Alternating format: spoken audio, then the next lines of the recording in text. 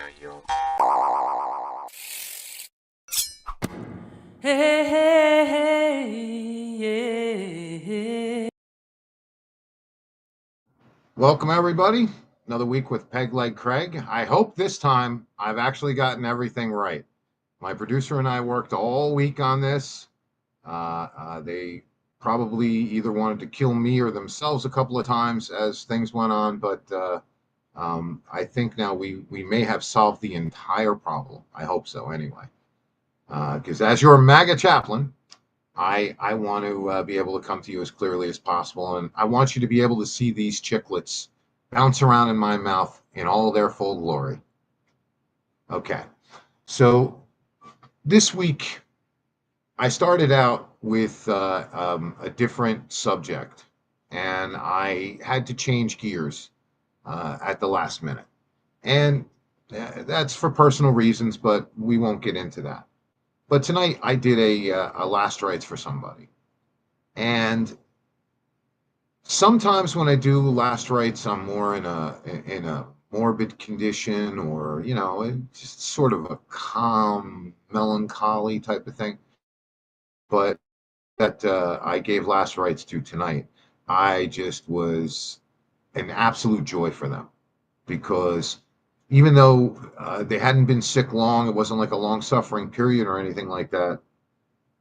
I um, was taken aback by how much life she had in her up until the last minute. The people around her, all knew her as like a firecracker. She had a certain amount of joy for life and other people, and she was very Christ-like in her ways.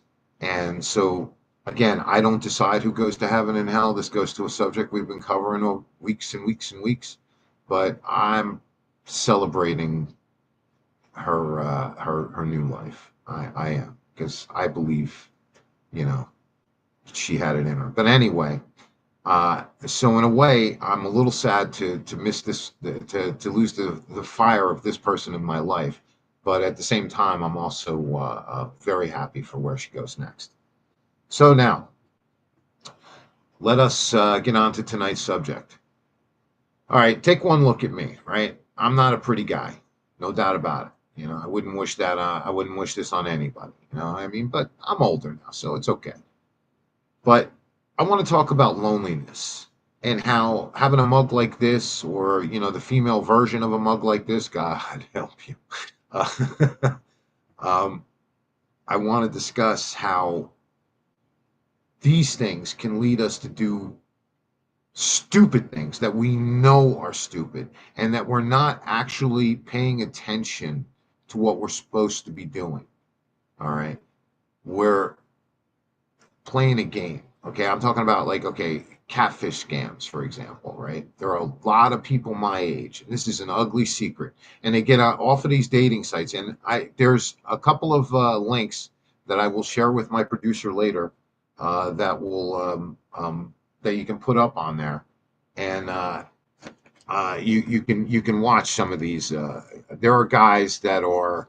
I would never say anybody's uglier than I am, but I'll say almost as ugly as I am, that believe that they are in a relationship with Jennifer Aniston. And this secret relationship with Jennifer Aniston that they have requires them to send her money. And I know when you look at it from the outside, right? You're like, come on, who could be this gullible? But this is where loneliness comes in, all right? Because some people out there are so lonely that instead of looking for realistic solutions to their problems, they find comfort wherever they can. And, a lot of these dating sites are set up not to really match you with anybody. It's just this meat market. You pay your money, you get into the dating site, and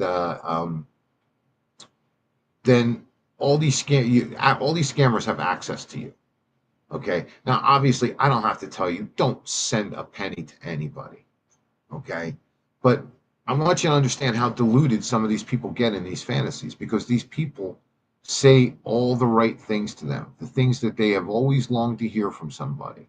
And for that reason, they can never have met this person, never actually physically spoken to the person, only seen pictures that the person sends, and they will send literally tens of thousands of dollars to these people.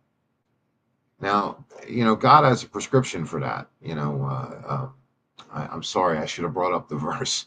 Um, but God has a prescription for that. And you don't mess with people that are older and of feeble mind. I mean, that's like a greater sin in hell. But most of these people don't care. They're living some kind of a pagan or non-religious lifestyle, many of them in places like Nigeria. Some are in the Philippines, usually the pig butchering scams, as they call them. And I can explain a little bit about what that is. Usually come from Asian countries. Um, what's happening is you got these lonely people and they just want to find somebody. And I mean, like, I feel that anxiety myself at times. I'm 59 years old. you know my marriage was annulled. I had been shacked up with someone prior to becoming, well, actually it was at the beginning phases of my becoming a Christian again. And so I mean, I've gone a lot of years since then, kind of out of the dating scene. And it's important that people understand that when I cope with my loneliness through God, I have my relationship with God, I have my relationship with the people that I serve, I have my relationship with, you know, all the things that are important. Don't mind, we have a thunderstorm going on in the background, so if I suddenly get whacked with lightning, maybe I'll finally get a viral video. But anyway, uh, I uh, I think that living like that has forced me out of a place where a lot of these people have gotten into. All right. They're just sitting in their house all day because, listen, through no fault of their own, they may be disabled, they may be inactive on some level, they may be unable to really get out a lot. So they're shut ins, you know. And the one thing that I have noticed in a lot of these cases, now, mind you, there are a lot that buck this rule too. But the one thing I noticed in a lot of these cases is these people's children don't check in on them. They have no relationships with their neighbors. They have no church, no sense of community. They pretty much exist on their own. A lot of them get delivery from Walmart once a month when they get their food stamps. And I mean, their only interaction outside in the outside world is going to the doctor. So, I mean, obviously, these people are going to be lonely. And sometimes when you're lonely, you stop seeing yourself. You start seeing this person, this being that's trapped in this painful, dark, miserable place. And instead of bringing that to God and putting that emotion out there and saying, God, I need to fill this void, and try to find that way. A lot of people look for it in other places. Now, if you have the resources to go online and you have the wherewithal to be able to navigate around and whatnot, then you should also have the wherewithal to watch who you deal with and how. Okay? That perfect guy that's going to say everything perfect every day like that and then suddenly have a problem. I've been arrested. I've got an oil rig issue. I need money to pay my people, and I'll send you this fake check. I mean, they don't say fake check, but they send you a check that looks very legitimate for like $1 million. Hold on to this and just send me this money in the meantime. When I come back over to America and cash it, you know the story, right? And some of these people have very elaborate acts. And here's the part that really, really frightens me. There are people that have been exposed. They've shown that the person isn't who they say they are, is not the person in their pictures. A lot of these people in the pictures are innocent people. I don't want people to think that, they're involved.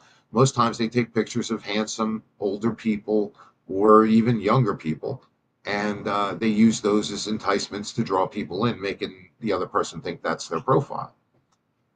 So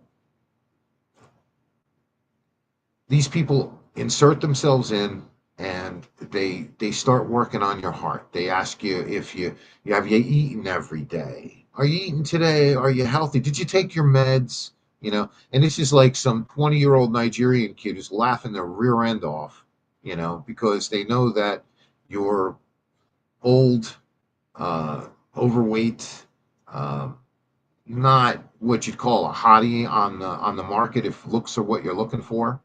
And they present this package of this incredibly handsome or pretty individual who's solely there for your needs, except when they need money.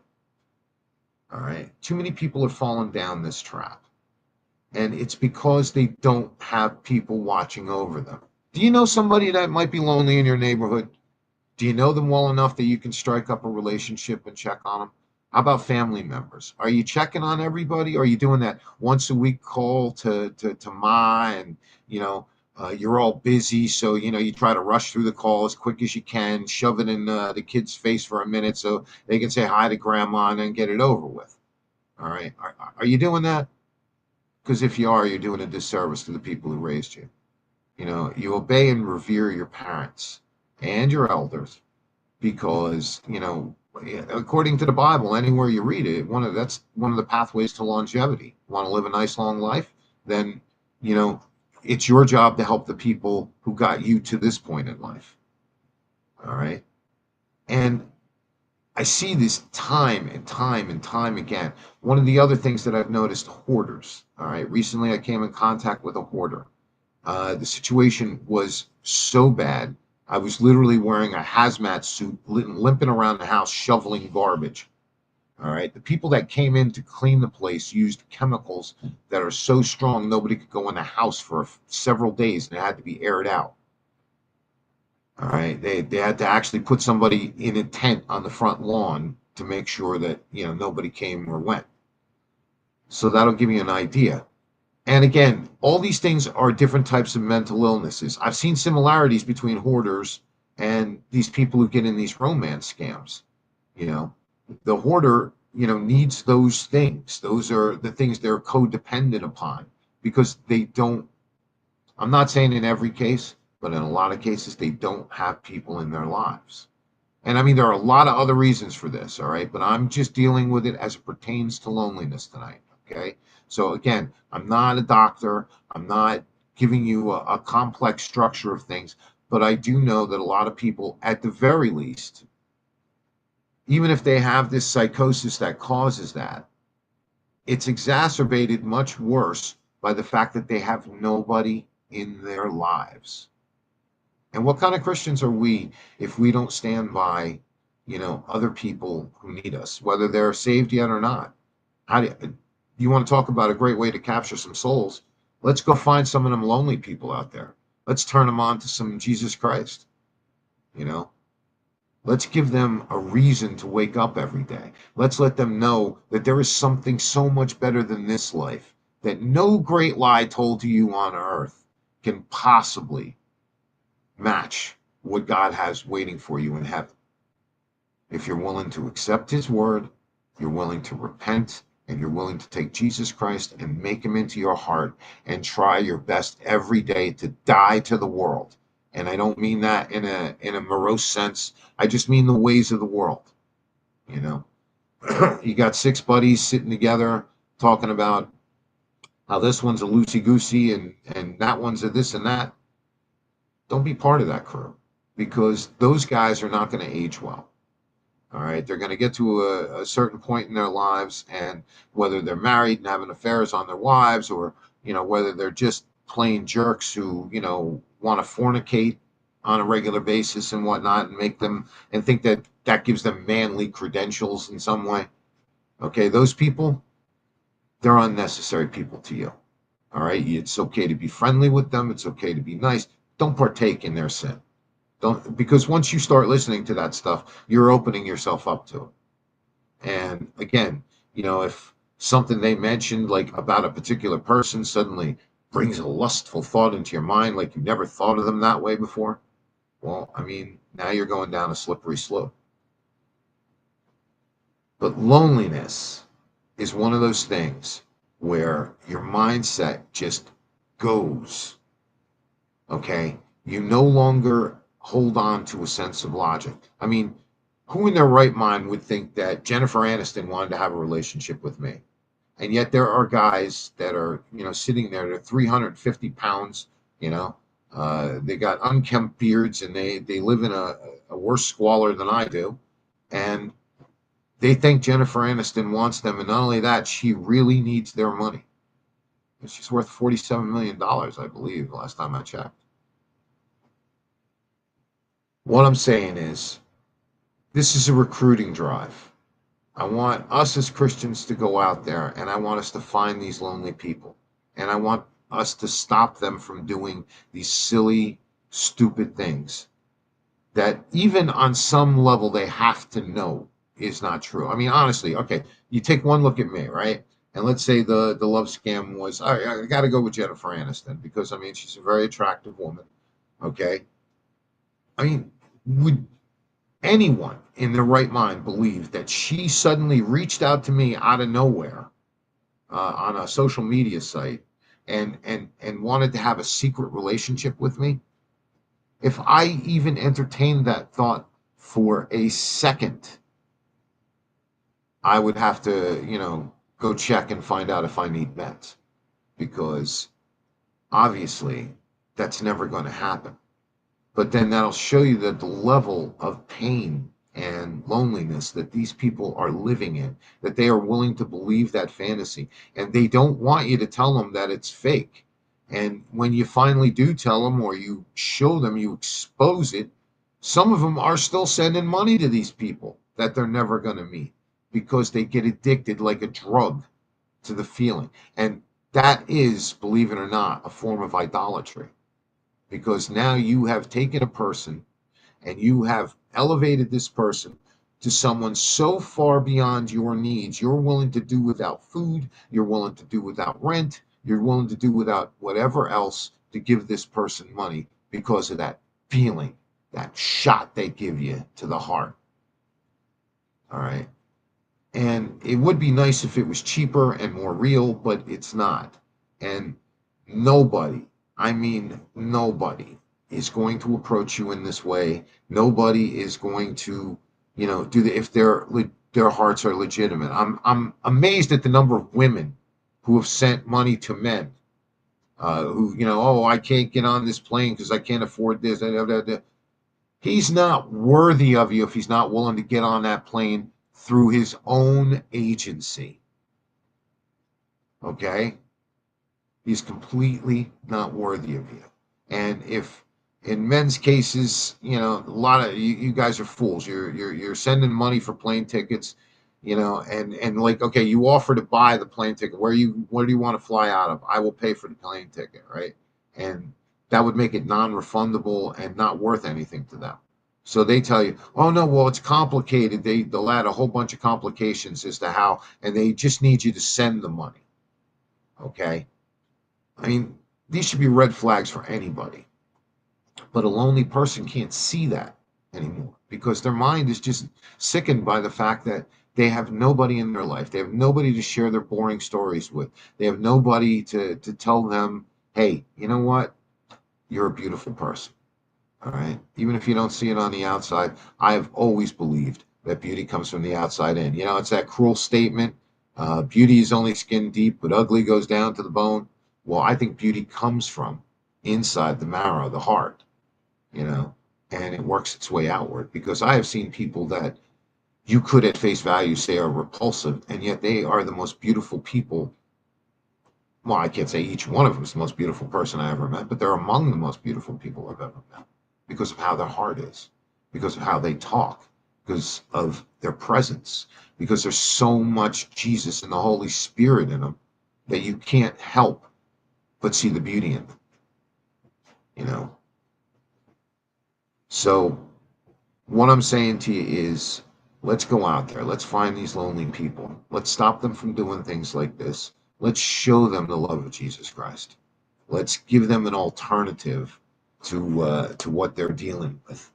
And, let's give them a reason to live outside their walls. You know, it would have hurt you once in a while to take an old person shopping, have a little conversation. They don't have to be your relative. They could be your neighbor. They could be a member of your church. Or wouldn't it be nice to, say a nice lonely person, invite them to go to church with you? That's a day out for them. And it's a good day out. You can't have a better day out than that. I apologize for my throat. um, there are a lot of different things that we can do to help these lonely people. And in so doing, we benefit everyone by doing it. We benefit their families. We benefit the fact that this old person is not going to be living on cat food because they sent all their money to Jaeger on an oil rig somewhere in the Persian Gulf. Okay, and Jaeger actually turns out to be from Nigeria. Seems to be the place where all these things occur. And the pictures aren't him. The pictures are actually in a lot of these cases. I mean, the more that I studied it, because I was dealing with this person, I did a long form study on all this. The more I studied it as I'm dealing with this person, the more I saw how like corrupt and I mean how intricate they are, and how like they take the thing that I was trying to get to was a lot of these guys that are pretending to be, are pursuing women use pictures of gay guys from their profiles because, like, some of them are very good looking, they're well dressed and whatever else, and it doesn't matter because as long as she don't see him with another guy, then she assumes that she's his. I apologize. My other producer is trying to get a hold of me, so I have to earpiece in. Uh, Okay, so anyway, like I said, let's do a recruiting drive. Let's find a way to spend some time with an older person and let's show them some love. Let's bring some Christ into their life. Listen, what's wrong with taking an hour out of your week to go sit with somebody and read them the Bible? Maybe listen to their problems for a little while. Is it going to kill you? All right, you're that busy. Well, maybe your partner can do it. You know, something like that. I mean, or you work it into something that you're going to do anyway, like church. You're going to go to church anyway. Bring them to church with you. You're going to go shopping anyway. Take them shopping. So it's going to take a little longer. They walk a little slower. God bless. They had a day out and they feel like they were among friends. Is that going to hurt you to do that? It should. All right. So we're going to leave the subject of loneliness behind, but we're going to do it with this. And I know my producer tells me how to do this, and I still don't have any clue what I'm doing. Uh,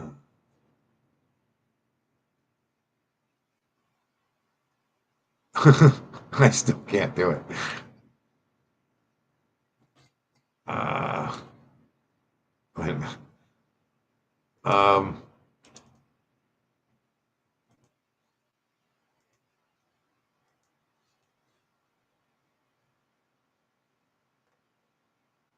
okay. Uh, I have no idea what just happened there.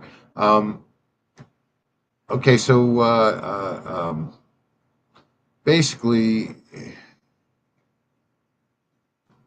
what I'm trying to do is okay, I'm sorry. I was having a lot of technical issues. Let's just do this. I'll figure out how to do what what she's saying next week. Uh, okay, I should be good. Um, I apologize. I'm trying to work off of two computers. Uh, uh, yeah. Okay. So yeah, I want this. Okay. All right. So I want to bring to your attention Corinthians 13, 4 to 6, and I know this is in KJV, so I'm sorry. Love is patient and kind. Love does not envy or boast.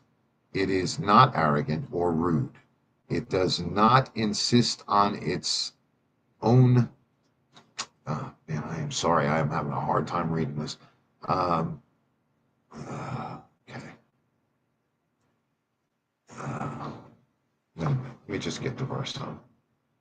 I apologize. I'm having a few technical difficulties, and I promise you, I'm going through my database now so I can have it in something that I can read.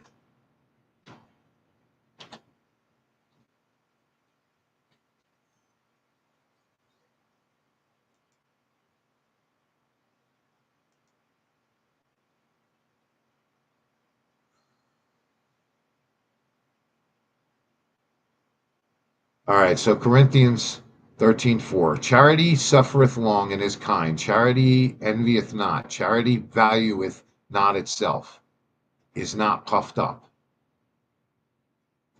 doth not behave itself unseemly, seeketh not her own. It is not exactly provoked. It is not easily provoked, thinketh no evil. Rejoice not in iniquity, but rejoice in the truth. Beareth all things, believe all things, hopeth all things, endureth all things. Meaning from the Bible, not, from the world. Charity never faileth, but wherever there be prophecies, they shall fall. Wherever there be tongues, they shall cease. Wherever there be knowledge, it shall vanish away. For we know in part, and we prophesy in part. But when that which is perfect is to come, then that which is part shall be done away. When I was a child, I spake as a child. I understood as a child. I thought as a child. But when I became a man, I put away childish things. So basically, it is your responsibility as a member of your community to stand up and do what has to be done.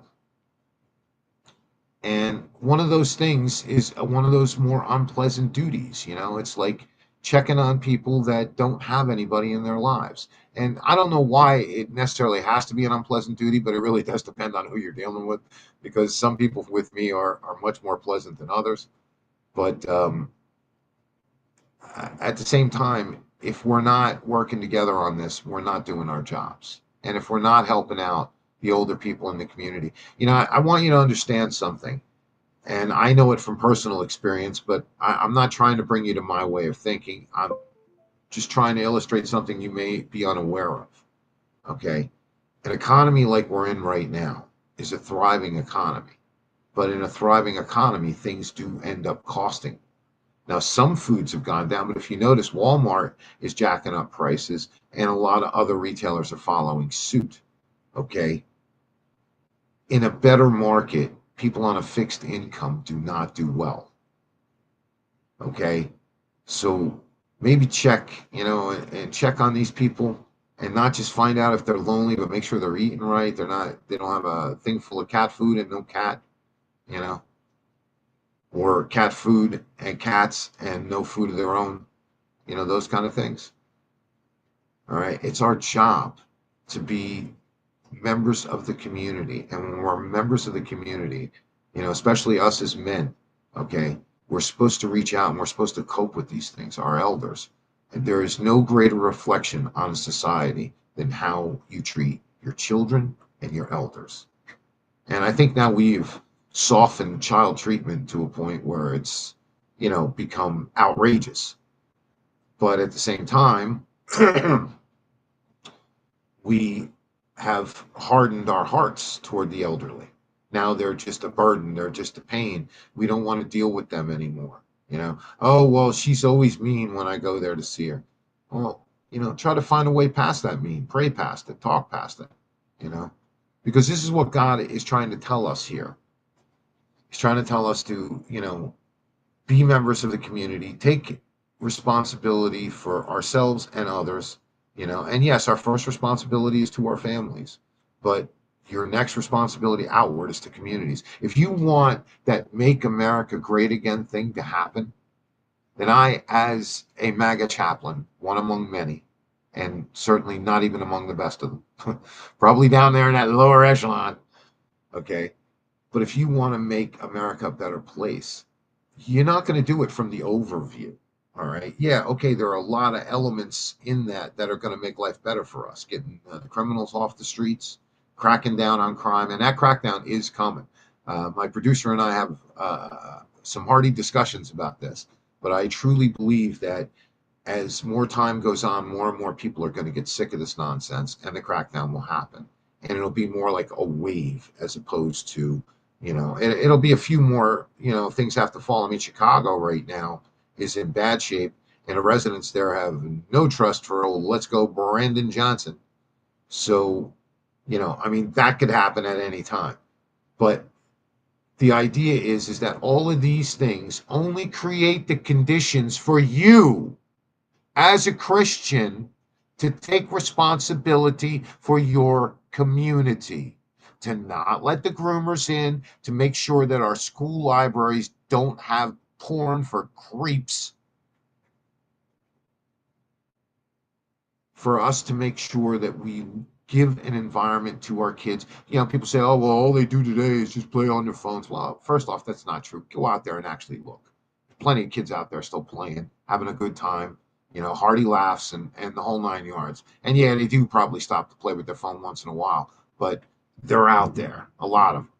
All right. The kids that are inside, a lot of them have to be inside because they're afraid to go outside because they might get shot or something else bad might happen to them. There's your groomers, your weirdos. There's all kinds of people looking to do all kinds of things with kids. You blame them for seeking the safest place that they can be with the safest little item that they have, because this item you have allowed, this phone, you've allowed to supplement your responsibility as a parent. All right. You want to make America great again. Don't just point at AOC and what retarded thing she said today. And yeah, I use the word retarded because I'm not using it to call her that. I'm saying that what she said is retarded in a literal sense. It makes no sense. Okay? Worrying about that isn't solving your community's problems. Okay? There's nothing she can say that's going to affect or really hurt your community unless she gets in a position of actual power. And she's not there. She could, but she's not there. So for the time being, now that Trump's in charge and we're doing all this, well, here's your way to truly reinforce against a Democratic takeover. Strong communities. We have fallen so far away from the concept of strong communities that it is no wonder America is the mess that it is now. Do you know your neighbors? Do your neighbors know you? Do you live in a neighborhood where you do know each other, where it's good to know each other or bad to know each other? And if you do, well, maybe get out of there or maybe do something to make the community better without, you know, risking your life, hopefully, in the process. But community, that's how we fight back against democratic control. One of the reasons why we can't get all these entrenched creeps out of places like Washington, Washington State. It's a horrible place, okay, in a lot of ways. I mean, it's beautiful. It's a wonderful, place to go and all that other stuff. But the governing bodies there, they have no respect for Christianity whatsoever. At least on a more local, citywide, and municipal level. And you see what the problem is? They've reinforced their community against you. So if you want to be a good Christian over there and you want to do good Christian things, they can shut you down because they have built that type of community. So maybe you ought to rethink your concept of community, the community that you're in, what you're living with, what you're willing to live with. Okay. Listen, I am as a red dot in a blue state. Okay. I definitely am. All my neighbors know what I'm about because, I'm this guy. And you should be able to take for granted what my politics are just based right on that right there. Okay. So the important thing to remember here is, yes, the important thing to remember here is that community is your way of battling against these things. And we have to start rebuilding communities. Another thing that I'm only going to bring up as a teaser this week. All right, we're out of the loneliness phase now. We're moving on a little bit. There's something that we forgot. If you remember, if you were into the Q stuff at the beginning, you were, we were, how it was attaching itself to Trump and everything. One of the things that we forgot about was one of the things that I thought was the most important thing to come from the Q movement, an internet bill of rights. And oh yes, we have hit that point now. Okay, because now you have AI and you have all the various services that use AI that are trying extremely hard to turn the internet into something where you as a human being only interact with robots as opposed to other human beings. And if you don't think it's happening, just watch it, just look. I mean, do people Google anymore? No, what do? They Grok, they Google AI. You don't even get to the page of decisions. The AI gives you an answer right there, and most people take it as word. And a lot of times there's inaccuracies. But anyway, the idea behind it is that they are trying to separate us even further because at least online, people can form communities. What they're trying to do is they're trying to make it so you don't know who's real and who's not anymore, which also feeds into what I was talking about with the scammers, because that's basically what they do. All right. So, our best defense against everything coming up against us is an internet bill of rights and strong communities. Okay. And I'm going to be getting on this internet bill of rights thing. I'm going to look up that original one. Somebody wrote one up, which I thought was pretty good at the time. And I got to be honest, I dropped it like everybody else over the years. But lately, with everything that's been going on and all the gambling and gaming and all these companies that are shutting off payment processors and deciding what games we can play and what games we can't as some kind of ad hoc government of gaming, when all they are is a private sector oligarchy. Okay, this is not what we need. Well, I've got to buy another chair. I'm sinking into this thing. This is not what we need, okay? We need an internet bill of rights and we need strong communities. And here's the thing, if you want to get something done online, if you have a strong community that's backing you up in real life, the one around you, they'll back you up online too, which gives you a whole lot more chances of hitting algorithms, all right? And making your message heard to, tons and tons of people. And yes, I know I'm no expert here at making my message heard. I thank the people that are watching me tonight. I love you and I appreciate you. Okay. And I know I'm not pulling down big numbers, but I was also a long time ago, and next week I'll show you a video from that channel. I was the Atlas Grudge guy. You might remember Raffle Kale, the Atlas Grudge guy. And I had, for the time, a pretty substantial audience because I had community at that time. And I let all that kind of slip by the wayside over the years. But anyway, that's beside the point. I want us to concentrate on the things that we need to win. All right. Stop worrying about what this one said and what that one said. Worry about the Internet Bill of Rights. Okay. Stop worrying about this community on the web is doing this or this community on the web is doing that. Worry about your community. How many lonely people are there in your community? How many older people are there? Someone new move in? Make yourself known to them. All right. And get together with your community so that you can all be, at least, if you're not on the same page, at least you would all understand each other, because that's how community used to work. In the old days when there were poorer people, like even in my community growing up, I lived near Barnegat. My old community growing up, if somebody was down, we all came together and pick them back up. The house come down because of something, a bunch of us get together and go up on a roof. Well, I wasn't a roof guy, sorry. And hammer in a new roof, and or fix the insides, or do whatever we had to do to help somebody in the community, because we all knew each other. We all cared about each other. And when one of us was down, all of us came together. We have stopped doing that in America. And no matter how many criminals you clean off the streets, all right, and no matter how much you make it a better place for us, you'll never truly have a better place until we start forming communities. And again, you want the devil's version of it? Look at the communities that they have, the rainbow people, for example. All right. See how they stick together no matter what? They understand each other no matter what. Now, to me, that's the devil's parody of a community. All right. But at the same time, it is a show to you of how cohesive you should be in God's name to make a community that people can't just break and shatter, and you don't suddenly discover when little Timmy's in third grade that he's got books about touching this guy's that and that person's this.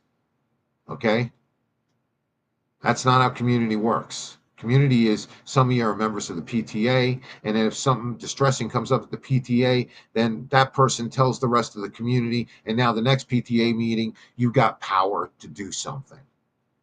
Okay, and when you got these elected officials who want to put grooming stuff into your children's reading itinerary, then they need to be voted out immediately. And matter of fact, they need to be recalled immediately. You find out what your ordinances are on that, because that is the lower type of law ordinance. Um, Whatever it is, you find out what it is and you get them out. All right. We're not going to make anything any better for our kids until we weed out these weirdos, these perverts, and these sickos. It's our job. Thank you. All right. Let's move on to the next topic. And this one's a little bit upsetting, but I want to kind of parse this very, very carefully. The producer, the child article, can I have that? Thank you so much. Okay, well, Lord knows I cannot see that. Okay, I got to figure out a new way to read because that is like tiny. Um, let's see. No, that did not help. All right, no, that's okay. All right, I'm going to do it from the picture. Okay, I can't read you the article, but this person, this daycare worker, apparently assaulted 2 children. And look at the kid. Okay, look at the kids. Um, Look, this needs to stop happening. And I know there is an obvious component to this that people see, but I do not necessarily believe it may or may not have played a role in this. But there are plenty of other daycares where there are people of all walks of life who have these similar anger issues. All right.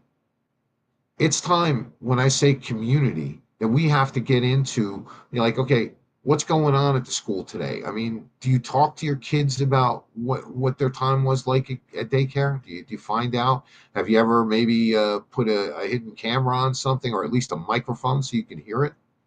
Have you ever just stopped by in the middle of the afternoon and just checked up on your kid? Maybe if you're part of a community and you have 3 or 4 kids in the same unit at the same time, then maybe you could just take turns every day. Somebody checks in at some random time. All right. And I'm not blaming us who are the victim of this in that sense, but I'm saying we need to, be better at spotting this before it happens. Okay. And there is no reason that anybody needs to do that to a child. And this monster should be held accountable to the fullest extent of the law, and then some. So I want to get that out of the way because that's another aspect of community that is very, very important. And I need us to see more of that. All right. You know what? I'm going to have to skip those for tonight. But I want to do this. 2 signs, same message. See the stop sign, you see the shadow, one way. All right, that's a very easy visual to keep in your mind. All right, and if you want to make the world a better place, that's got to be you. You've got to keep that visual in your mind, the one-way sign and the cross right behind it in the shadow, because that's important, because that cross is a shadow to you until you make it to a place where you receive your crown. All right. So keep that in your head when you talk about building a community. It's probably one of the most important aspects in building a community. Um, oh, okay. And there was another story that I want to do in entertainment. And I'm getting a little sick of Gal Gadot getting a pass. Producers are, yeah, man, you are so awesome. Um, Gal Gadot, pressure to speak out against Israel led to Snow White flopping. I was disappointed. Okay, now she's changing her story every which way on this. But here's what I'm talking about. Well, why does Gal Gadot get a pass? If you see that Rachel Zegler, weird, deal, Gal Gadot was right in there agreeing with her. Okay? Who started the Imagine thing during COVID? Gal! She says all kinds of things all the time that are very SJW. Why does she get a pass? I mean, look, I understand going after Rachel Zegler. She was annoying, all right? But why did Gal Gadot get a pass for that? And why do we act like the woman can act or the woman can sing? Because help me, please. I watched Snow White because I really wanted to understand how far we have fallen as a society to create the kind of garbage that picture was. All right. And I'm getting sick of these celebrities coming on and revising this reason and that reason why this flopped and that failed and this flopped. That movie failed because it was awful on every possible level. All right. The dwarves should not be that tall, nor should they be that contrast to what people look like. Peter Dinklage. By the way, I'm real happy that he's on Dexter this season because maybe, you think, maybe, huh? You think maybe he might have an on-screen we off him? Huh? Well, anyway, no, I don't wish death on him, but it would be nice to see him have a very painful scene on Dexter, definitely. But anyway, the point of what I'm trying to get to is these people constantly keep using all these things. This is like Hillary and another of her 17 reasons why she lost the election. Every interview is why this failed, and it's never on its artistic integrity. You know why? Because she can't recognize artistic integrity. All right. She does, okay, she can act in a limited circle, but see, you have to understand, as a director, I know this. These people are the poet. You have to get them to act in a certain way. I have some audio actors and actresses that I've worked with before who were literally terrible for almost any role, but perfect for one or two or certain stereotype roles. And so I taught them how to lean into those roles. When we did Crossing Corpses for radio, we had a lot more people involved, and they were, young in the business and whatnot. So I had to teach them how to do that. Well, she's one of those people. She's one of those people that has a very limited range. Okay. I mean, it's pretty obvious she can't sing. And oof, man, I'm pretty sure that was basically a Milli Vanilli thing there. Um, and a bad one at that. With, was that auto tune? Yeah. And, okay, she's limited, all right? And I don't even know why people think that she's all that great as Wonder Woman. First off, she doesn't. Wonder Woman should look like Gina Carano, all right? She shouldn't look like her arms are like, this thick, okay? And I mean, she did an okay job. I'm not going to say it was bad. She actually looked pretty decent in some of the action sequences, probably because of the fact that she was in the military. you know. And she knows how to stand, she knows how to pose, she knows how to throw a punch. So I will give her that. But I mean, to me, I don't see Wonder Woman when I look at her. I mean, even Linda Carter, who was rather thin at the time, you know, just seemed to have a more Wonder Woman feel to her than Gal Gadot did to me anyway. So I'm kind of anxious to see who's going to play Wonder Woman in the future. But it should be someone who, is relatively well built. You're supposed to be playing an Amazon. I doubt Amazons look like that. But anyway, my whole point is I don't understand why she gets a pass for everything. Okay. I'm not saying that she's untalented. I just told you where I think her talent is a limited range. Okay. I'm not saying that, she's not beautiful. Obviously, she is. All right. And I'm not saying that she's not a courageous woman who I respect the fact that she served her country, even though it's compulsory in her country. All right. But I still respect that. Keeping all the current nonsense aside in that. Okay. Because when you're rank and file, you have to do what your country tells you to do. So, but what I can't respect is I can't respect the fact that like all the entertainment guys, for example, the ones we all know of, the entertainment guy, they give her a pass on everything. She's like some divine being. And I don't understand what she's done to earn this status. I just don't see it, you know. I mean, we all complain about every Snyder movie, right? And yet, she's got that high status. Ooh, I think a little lightning just hit something close by there. Don't see any flames just yet, though. Anyway, so she gets a pass from all these guys all the time, constantly. Why can't we look at her as objectively as we look at all the other people? You know, and that's really all I'm saying about her. But I'm really getting tired of these celebrities going on tour talking about how come things failed because of us, the fans, instead of because of their crappy performances. Or because of the crappy script or the bad directing or everything else. All right. If you can't look at Snow White, that movie, and see it was doomed from the actual movie itself, the cut that made it out, I'm sorry. I have no respect for your acting talents whatsoever. So maybe you got to do this because it's part of your contract or whatever, but you only hurt your own credibility with that. Let's go back to that one. That always makes me feel better. Gal can go away.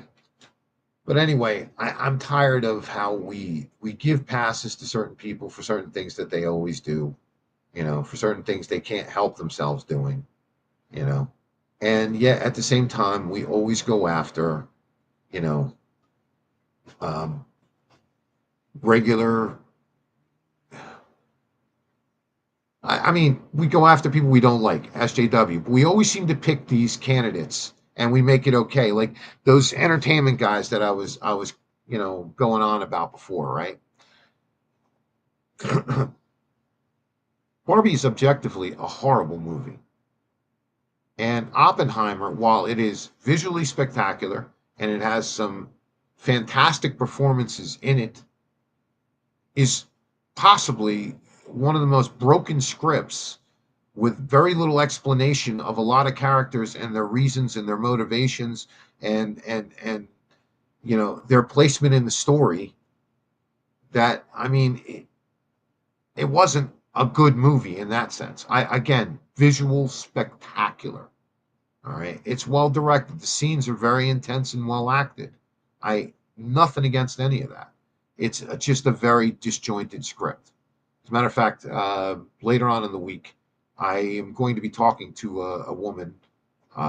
This is a surprise to my producer. Sorry, I'll be talking to a woman who is a script writer, and she'll explain why the Oppenheimer script is so disjointed. I noticed it myself, and I noticed the video that she did on it, and I talked to her about it, and she wants to talk more. So we're going to try and set that up for this week. But my point was, this group, they're the entertainment chain. They go to Disney like 4 or 5 times a year and go on about that, and but yet they criticize Disney, constantly. And then, like, things like Gal Gadot, they give Gal Gadot a complete and utter pass. Okay, and it runs downward into where I think that they're losing their credibility, because then you got the Barbenheimer thing, all right, from last summer.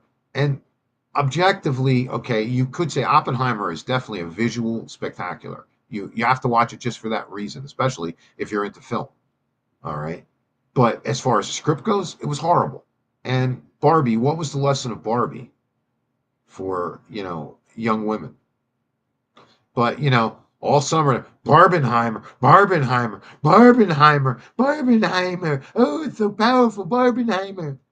Because they considered neither of those movies to be SJW. Well, Oppenheimer really wasn't, although it certainly made every communist in the movie seem like the most sympathetic, decent human being on the planet.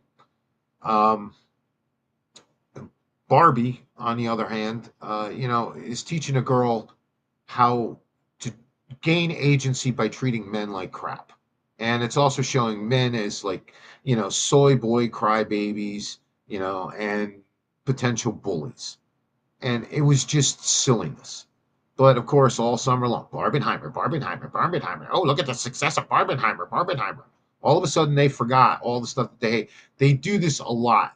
They When a movie's about, they do about 10, 20 videos on a movie that's going to come out. They take everybody's temperature, then the movie comes out, then they're unsure of themselves, so what they do is they give you, like, their spoiler free, um, um, this is like one of their little tricks. They do their spoiler free review, and then they look at their comments section. All right. And when they see that their spoiler free review is getting slaughtered because the movie was absolute crap, all of a sudden, and I swear, go down their timelines, look at it. All right. All of a sudden, all of these guys suddenly become anti.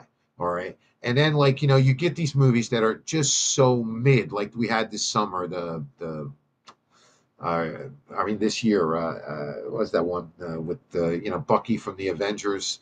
It was so mid. I just forgot about it. They're functional movies. All right, Captain America, the new Captain America movie, right? I'm not as much of a hater of it as everybody else, but I hated aspects of it. I didn't care about the Mackie Captain America. I mean, look, they're just doing that now. All right. I mean, if you want to make Captain America, make Captain America, is what I say. But at the same time, all right, if you're going to move the story on and continue it that way, fine. But I mean, what, Harrison Ford was taking Hulk pills, special Hulk pills that turned him into a Red Hulk, and instead of it, ending with a clash of good versus evil and a victory, it's, well, we talked Harrison Ford down. Now he's a calm guy and everything's fine. You want to call that good filmmaking? That's on you. You want to call that, what was it? Is it the Thunderbirds? Man, for the life of me, I cannot remember the name of the movie. With Bucky and the Russian, the big fat Russian idiot, and uh, whoever else. I watched it and it was just so forgettable. I I mean, it was a functional movie, I guess. I mean, it would have been fine if it was something I picked off of Amazon Prime or something. But, as far as to pay money for it, it was just wasn't there. And the other thing I'm going to go with entertainment too is I want to discuss the Superman movie and the Fantastic Four movie. All right. And I want to do a take on this that other people aren't doing. Okay. Rather than judging the movies, which were both objectively okay. I'm not going to say they were bad movies. They were entertaining, they were watchable, but they didn't do their job. These movies are supposed to be the births of the new universes, all right, in the sense, all right, like Marvel, Fantastic Four is like the kind of, leading into other movies that will, come from this new phase of the MCU. but it was a lead in. It was supposed to be the one that grips you, pulls you in, captivates you, and makes you want to watch the rest of the series. It did none of that. And I'm even going to avoid the Pedro Pascal thing because, yeah, I mean, he's overexposed. It's time to maybe, sit him down, let him, just chill for a while because he's always taking these roles where men are just emasculated or second tier or very beta for alpha type of guys. But I honestly I don't care one way or another because I think their performances are what destroy them. As opposed to my boycotting a film because this guy's in it. Cares? You know. It may make me hate the film. Like now, I have a hard time watching Goodfellas. I mean, since De Niro turned into a jerk, right? I mean, like really turned into a jerk.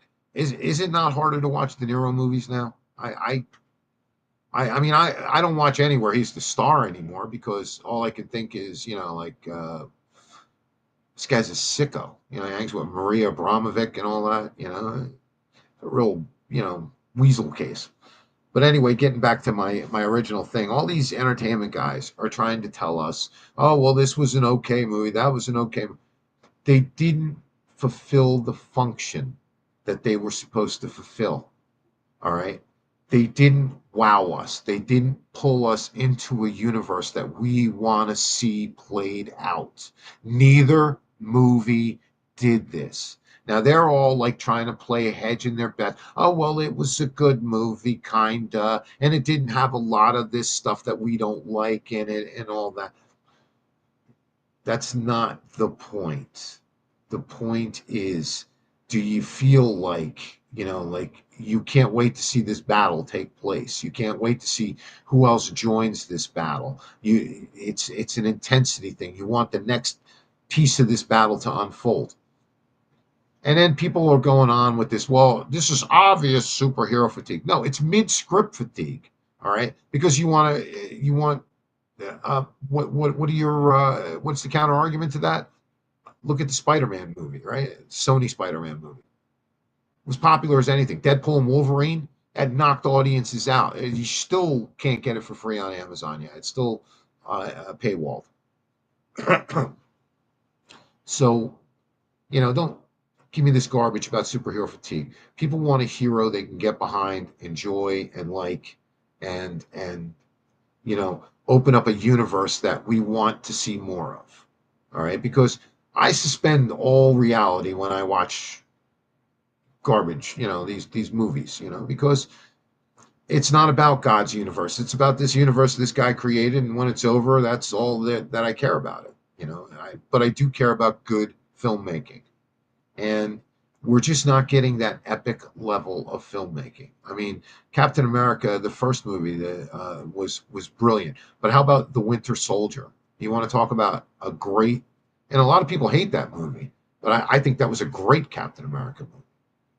And these were the kind of things that wowed me, that drew me into the Marvel Universe as it was. All right. So if you keep giving all these, like mid things a pass and well, it was a pretty good movie. I don't know why nobody went to see it because it was mid. That's why they don't agree with your opinion. There wasn't enough to wow people to give you word of mouth.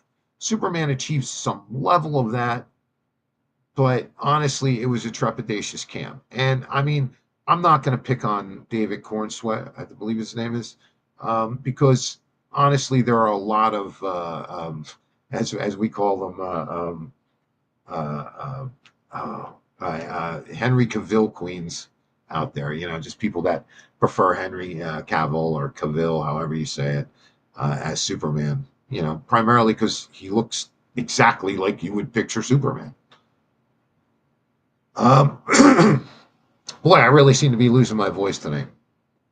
So I'm gonna get us to the end here. I lost my Jersey story anyway, and so that's not important to me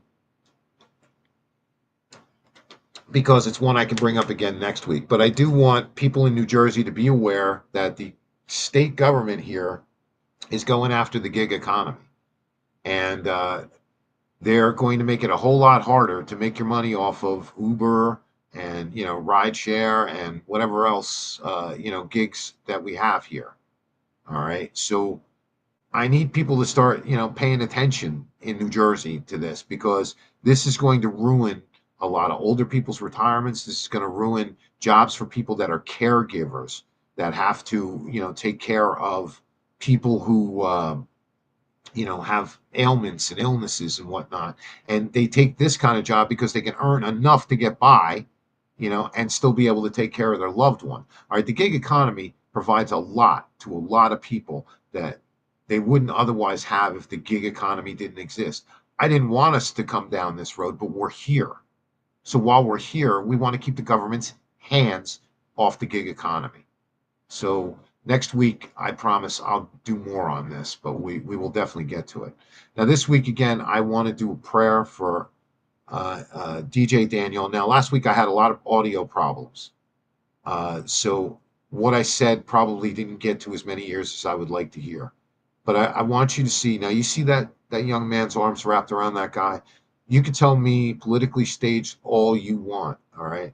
That father, that's a genuine smile. I'm a father. I've had that genuine smile. That kid putting his arms around him when he lifted his arms up to the guy, even, you know, these were important things. This was symbolic, because when the Secret Service, the head of the Secret Service there now, gave him a hug. All right. That to me is symbolic of DJ Daniels became the very symbol of the children we have to protect from all these sickos, weirdos, and wackos. Okay. That's why he wears that law enforcement badge.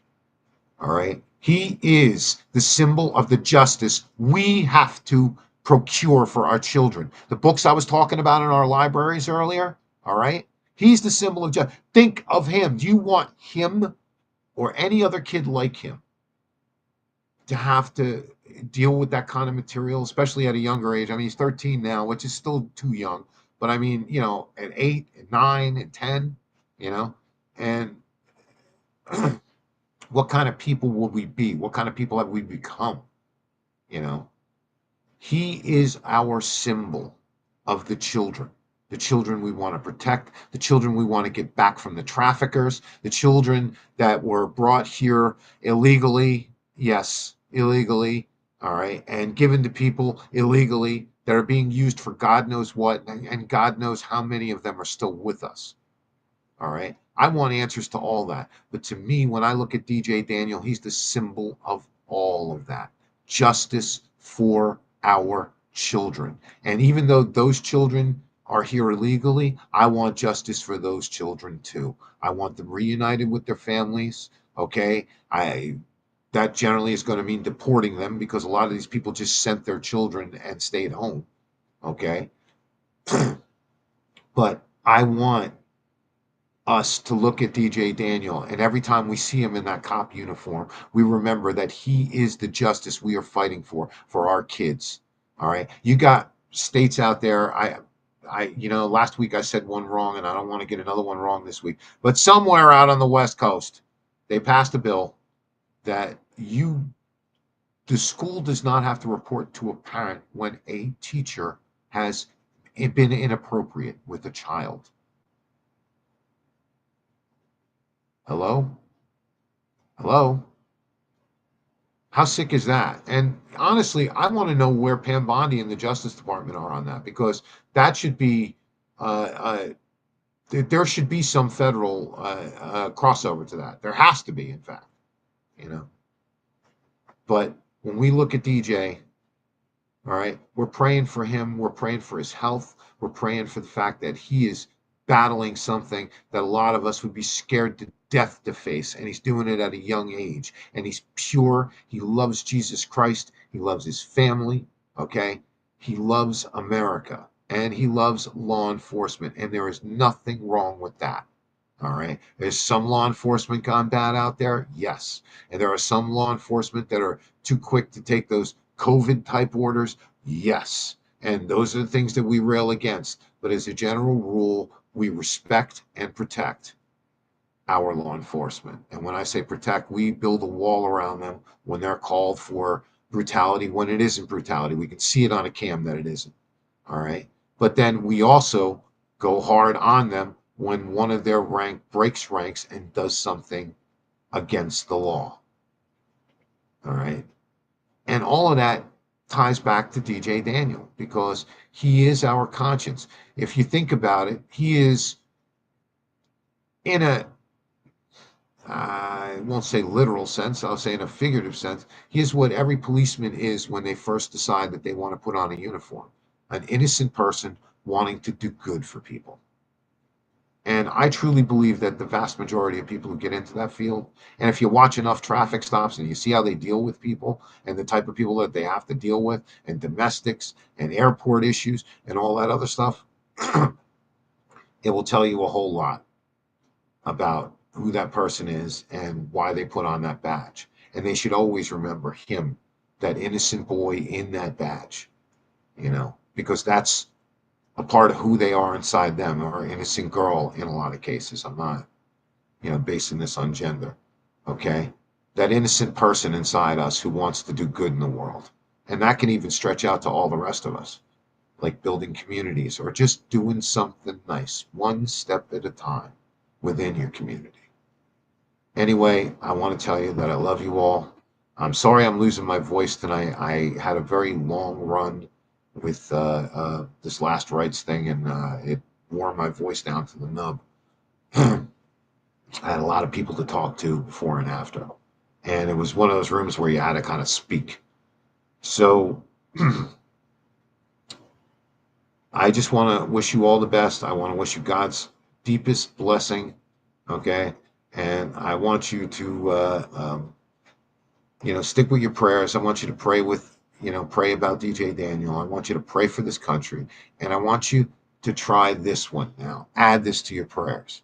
Pray for a better community. Pray for the things around you, directly around you. Okay? No problem. Pray for world affairs. Pray for the country. I do all that. All right? But let's add this one. Your municipality. Pray for that. And let's see what we can do there. Start a little chain, get something going, and make America great again from the very grassroots level. Anyway, pray for me. I'm praying for you. Blessings to you all. Good night.